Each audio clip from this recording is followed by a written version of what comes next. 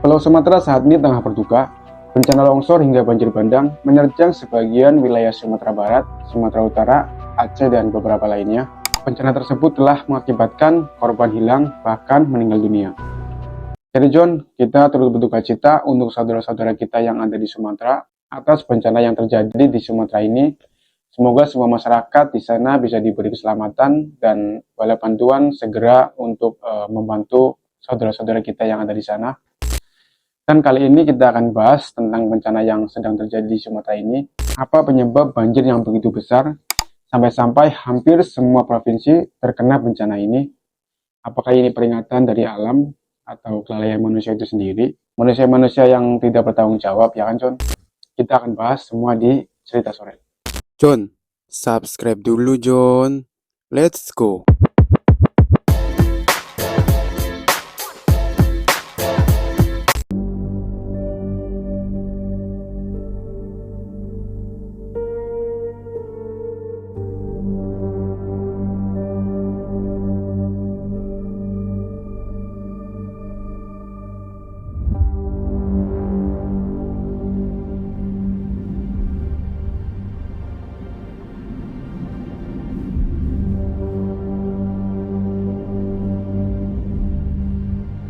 Bencana ini dimulai sekitar tanggal 24 November 2025.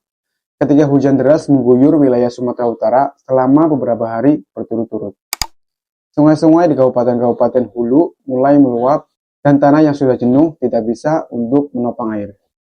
Di desa-desa pegunungan, longsor menghancurkan rumah dan memutus jalan desa. Di pinggir-pinggir sungai, banjir tiba-tiba menenggelamkan pemukiman warga. Hingga kini tercatat 488 kejadian yang meliputi banjir, tanah longsor, dan pohon tumbang, dan angin puting beliung.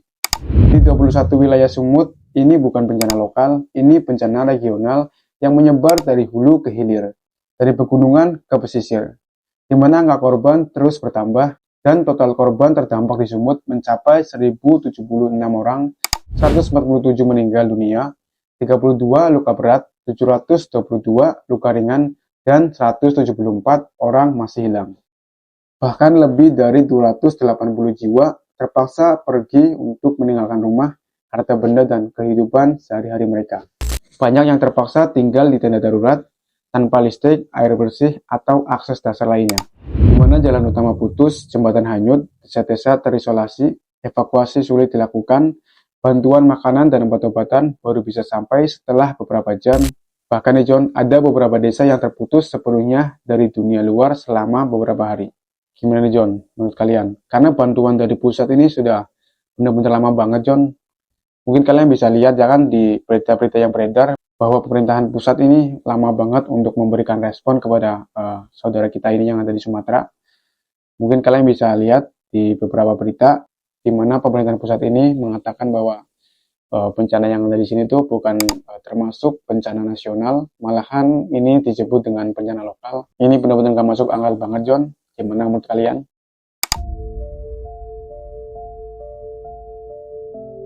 Banjir dan longsor di Sumatera Utara bukan hanya akibat hujan deras.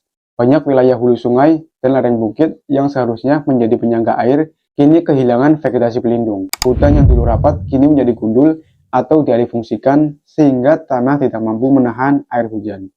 Saat hujan ekstrim datang, tanah jenuh dan terbuka memicu longsor dan banjir bandang. Selain kerusakan alami, ada dugaan aktivitas manusia yang memperparah bencana ini. Aktivis lingkungan menyebut beberapa perusahaan seperti PT Agimport, Tambang Emas Martabe, PT North Sumatera Hydroenergy, PLTA Batang Toru, dan PT Toba PULP Lestari Tbk Unit PKR. Melakukan pembukaan hutan di zona kritis, dugaan pembalakan liar muncul setelah kayu gelondongan terlihat terbawa arus banjir, sehingga aparat diminta menyelidiki aktivitas ini sebagai faktor memperparah dampak bencana ini. Dan pemerintah sendiri menyatakan kayu yang terbawa banjir bisa berasal dari berbagai sumber, seperti tumbang alami, hutan legal maupun ilegal. Namun fakta tetap ketika fungsi hutan sebagai penyangga ekosistem hilang, baik akibat aktivitas manusia legal atau ilegal, resiko banjir dan longsor akan meningkat drastis. Bencana ini menjadi peringatan keras bahwa alam sudah menuntut pertanggungjawaban. Jadi John, buat kalian yang tinggal di tempat yang seperti ini, kalau ada manusia-manusia yang tidak bertanggung jawab, yang melakukan seperti penebangan ilegal ataupun ilegal, kalian langsung untuk mencegah, karena ini akan mengakibatkan bencana di masa depan. Banjir dan longsor ini bukan sekedar angka di laporan resmi, ini tentang ribuan orang yang kehilangan rumah, mata pencarian, dan rasa aman mereka. Puluhan ribu jiwa harus mengungsi, tinggal di tenda darurat, bertahan dengan bantuan seadanya, tanpa listrik, air bersih, atau akses makanan yang cukup. Anak-anak, lansia, dan ibu hamil menjadi kelompok paling rentan hidup dalam ketidakpastian. Jadi semoga saudara-saudara kita di sana cepat untuk mendapatkan bantuannya, John, karena benar-benar parah banget bencana yang melanda di Sumatera ini.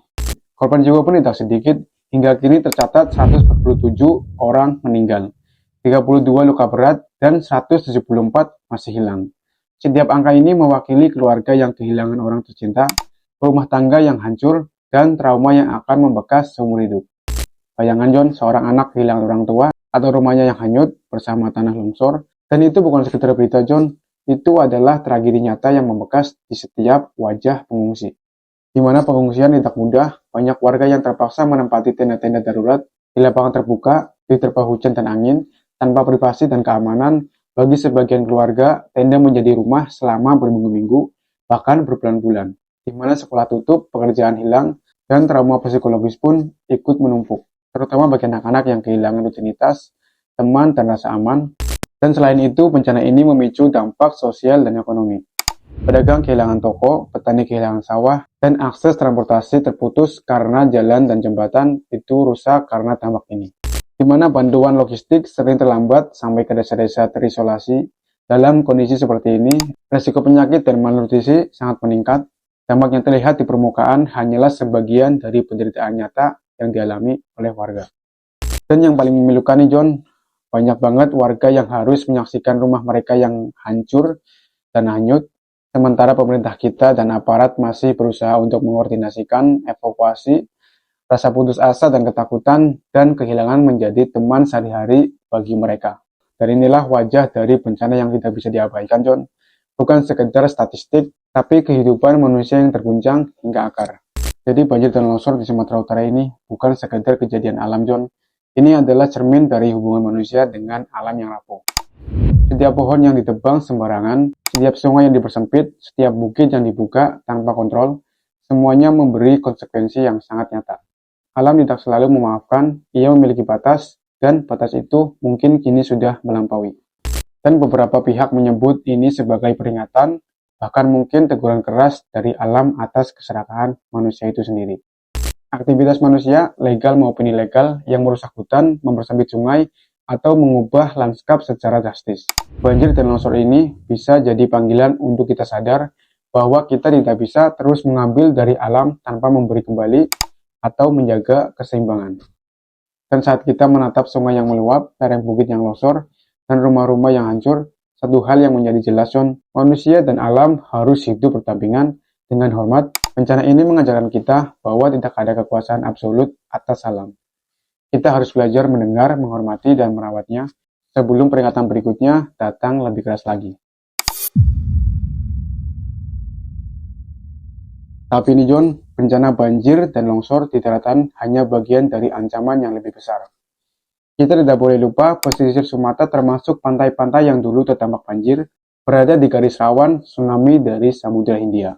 Dan menurut studi, bahaya tsunami di Indonesia, pesisir barat Sumatera masuk dalam zona dengan potensi tsunami serius. Dan ini peringatan bagi kita semua John. Dan baru-baru ini BMKG kembali mengingatkan bahwa Samudra Hindia dan perairan di sisi barat Sulawesi atau Lampung hingga selatan Pulau Sumatera dapat mengalami gelombang tinggi dalam periode peringatan terakhir, di mana diprediksi gelombang tersebut setinggi 2,5 meter sampai 4 meter. Gila nggak tuh? 2 sampai 4 meter John, kalian bisa bayangin sendiri. Dan ini semoga nggak terjadi John, karena bahaya banget kalau misalkan ini terjadi ya kan. Dan mari kita menjaga lingkungan kita agar lebih baik lagi John, supaya nggak terjadi lagi seperti ini. Dimana artinya komunitas di pesisir harus siap-siap siaga. Sistem peringatan dini tsunami sudah diuji melalui latihan internasional seperti IOWF 25 untuk memastikan masyarakat mendapatkan peringatan tepat waktu jika gempa besar itu terjadi. Ini saatnya kita merenung John, tapi juga bertindak bersama-sama. kita bisa membangun kesadaran, menjaga hutan, menghormati sungai, menyiapkan diri untuk menghadapi ancaman alam, dan peduli pada sesama yang terdampak bencana. Ini bukan sekedar bencana biasa soalnya, John. Ini adalah panggilan hati agar kita semua sadar bahwa keseimbangan antara manusia dan alam adalah kunci untuk menyelamatkan nyawa dan masa depan kita. Mari mulai dari diri kita sendiri, John, sebelum alam memberi peringatan berikutnya. Dan begitulah tambak-tambak tadi bencana yang ada di Sumatera ini. Dan buat kalian yang paling tahu banget tentang kondisi Sumatera, kalian bisa tulis di kolom komentar. Sekali lagi, ini turut berduka cita untuk saudara kita yang ada di Sumatera.